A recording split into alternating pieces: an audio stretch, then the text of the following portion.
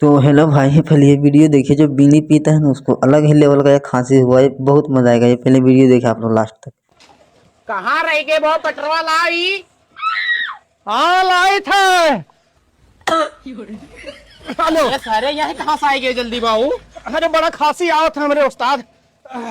इतना तेज खांसा थे। जा जा अरे वहाँ पहुँच गए रे इतना जल्दी। हाँ बनाई थी बहुत बुरा यार बाहर हुआ था बाबू। अरे कहाँ गए रे।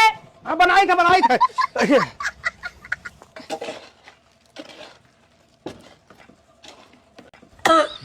अरे सारे यहाँ कहाँ से आएंगे रे अचानक से। तबीयत नहीं ठीक है। अरे तबीयत नहीं ठीक है, दवाई लावे तो यहाँ उड़ा थे धाए धाए।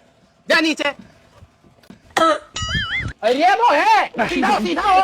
अरे कवन मियारी कुदरा चला तो कौन तुम्हारा खांसी हुए रे इतना है भी खांसी। कहीं तो तबीयत नहीं ठीक है तो दवाई ले जाओ ना पागल। अरे कहाँ तो ओ ले वो है पहुंच गया बाबू। अरे तो कितना उड़त है यार। तू ही बनाई दियो। अरे तो तू ही बनाई दियो। दवाई वाई ले आओ करी। दवाई वाई ले आवे तो हमें छुट्टी दे दो घरे चला जाही। ओ एकर कौन खांसी होते जा पहले बहुत दवाई ले आओ काम समझा ले हुई। उतर